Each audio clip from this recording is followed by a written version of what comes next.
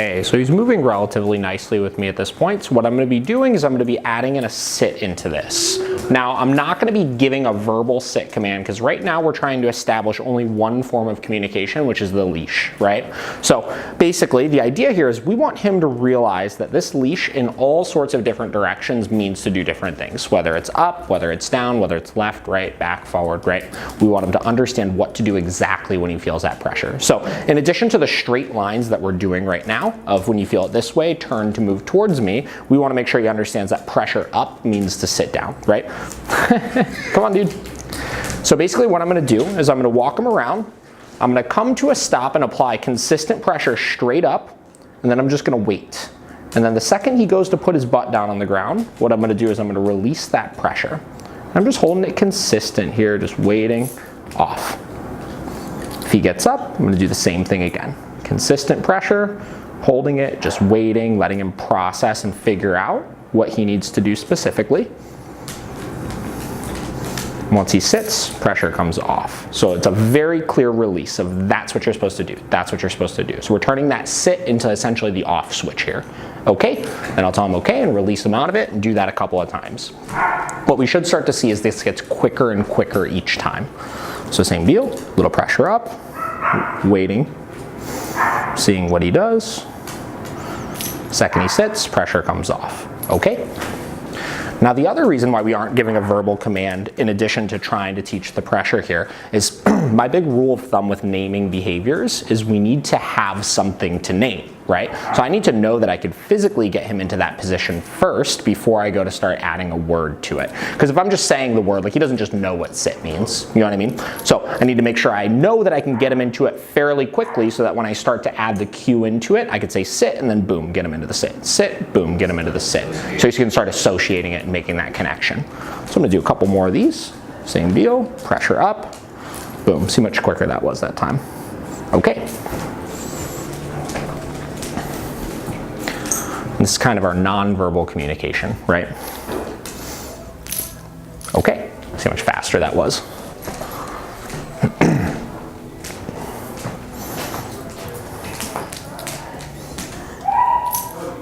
Okay. Now what we're using right now is what's commonly referred to as negative reinforcement, all right? And everybody gives it a bad rap, right? Oh, negative reinforcement, it's such a bad thing. But you see, all it means is a reinforcement, right? We're removing pressure, so negative, removing something to reinforce a specific thing. So that release of pressure should be a positive to him, right? Okay, and it doesn't always have to be this crazy aversive thing or anything. It's simply teaching you have the ability to turn pressure on and off, right? Same deal. Okay. Come on, bud.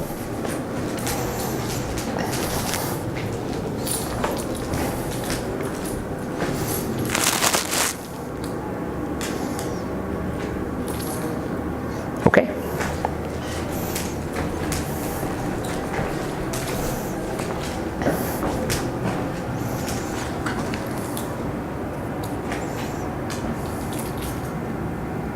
Okay. I'm going to go ahead and do 2 more of those. Then what we're going to do is we're going to start adding some duration into this.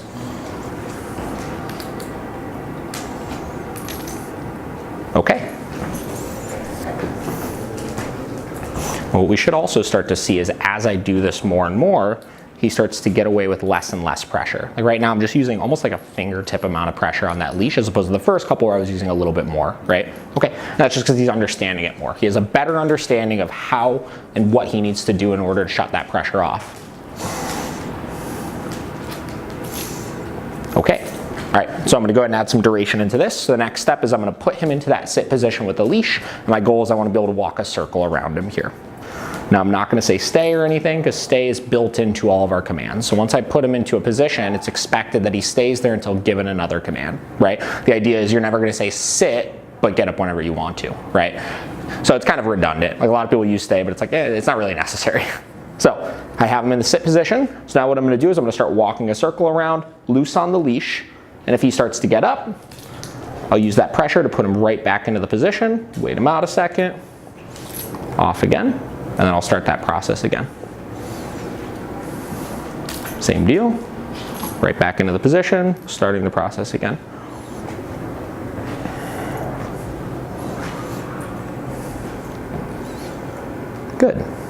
Okay, then I'll release him out of it. I'll go ahead and do that a few times. Same deal, little leash pressure. Got him into the position. Walking my circle. Much better that time. Okay.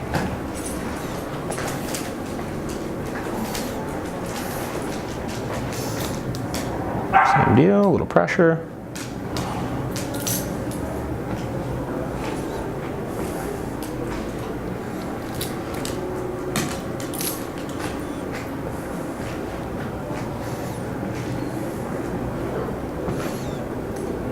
Okay.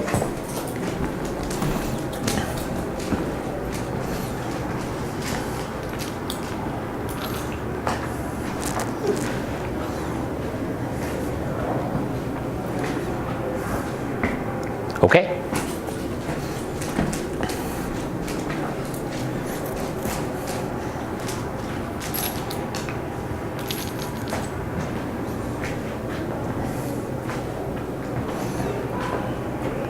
Okay, starting to get really smooth with it here.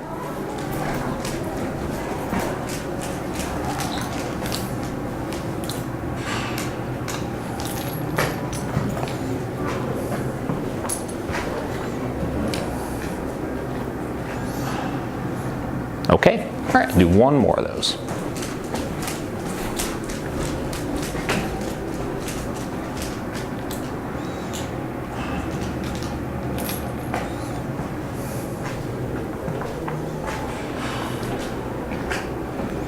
Okay, excellent.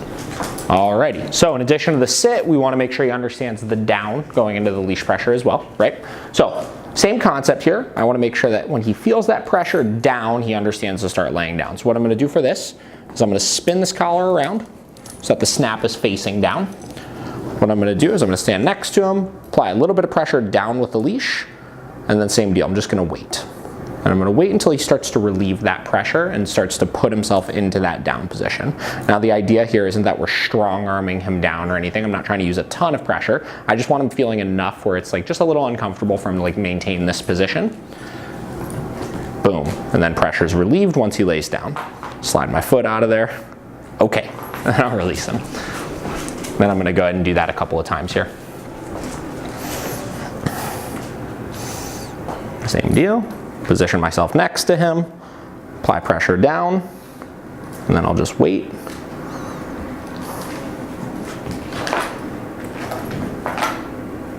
Okay.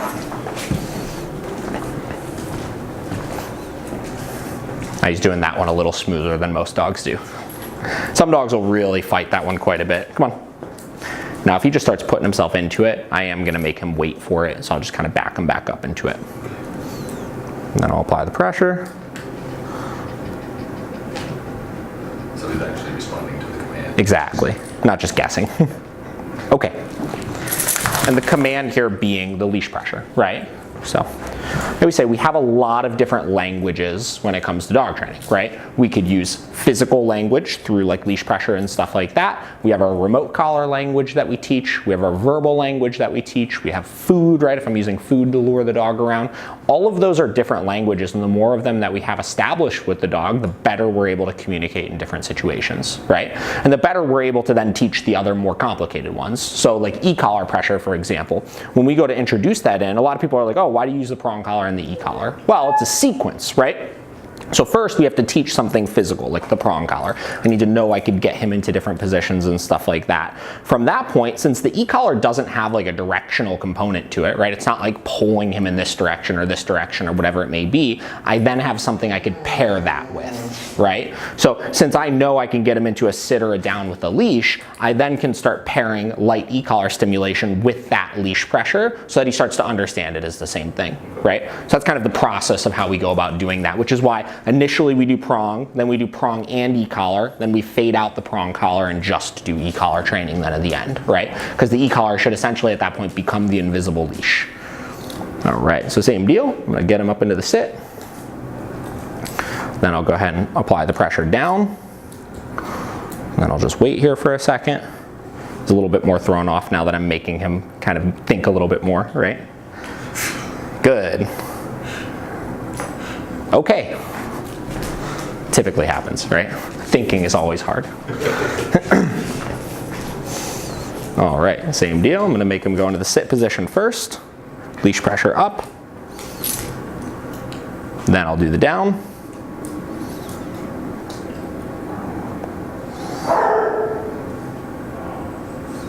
Then I'll just wait for a second. Good.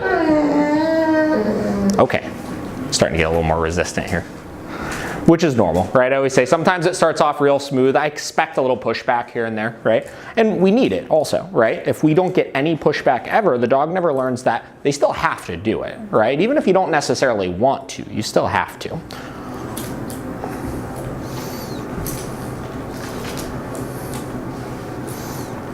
Good. And then the second those elbows touch the ground, that's when pressure's coming off. Okay. Gonna do a few more of those.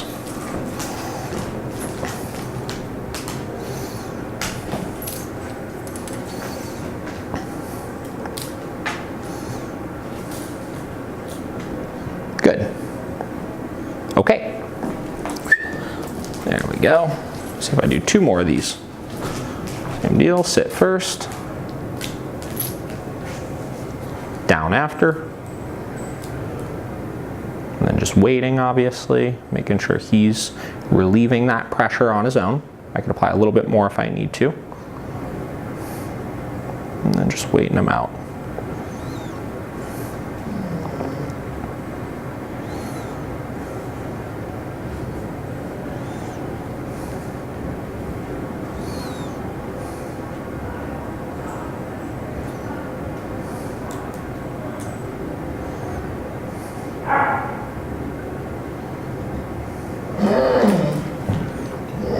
Good. Okay, come on.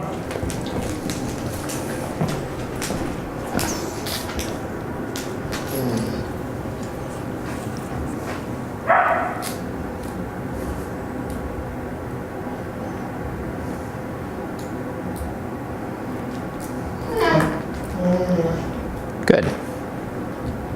Okay.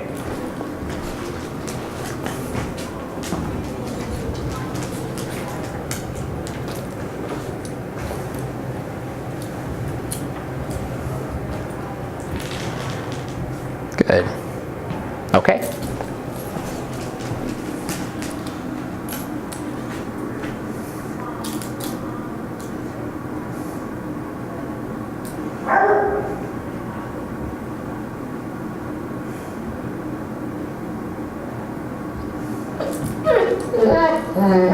Good. Okay. All right, one more. Starting to get pretty smooth with those. And you can see he's thinking, he's waiting for them a little bit more now. He's not guessing so much. Same deal, leash down. Boom. Okay. Did you happen to bring any training treats with you? Any what? Training treats with you or anything? No. Oh, that's okay. It's not required. Just bring some next time. Yeah. So I was just going to say, this is where you could start to add some rewards in if you wanted to, Okay. right? So once we have these positions established, the idea would be, cool, you can get him into the sit, good, reward, right? Yeah. Then get him into the down, right? Once he completes that, mark with good, reward.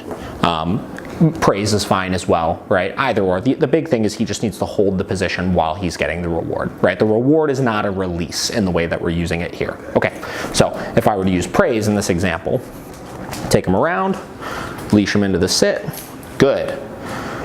Pet him, keep it nice and calm. I don't want to create a bunch of adrenaline with the petting, right? Stop for a second, make sure he's still holding command, and then leash pressure him into the down. Good. Same deal, praise, make sure those elbows stay down. If he gets up, I'm going to leash pressure him right back down again. Okay.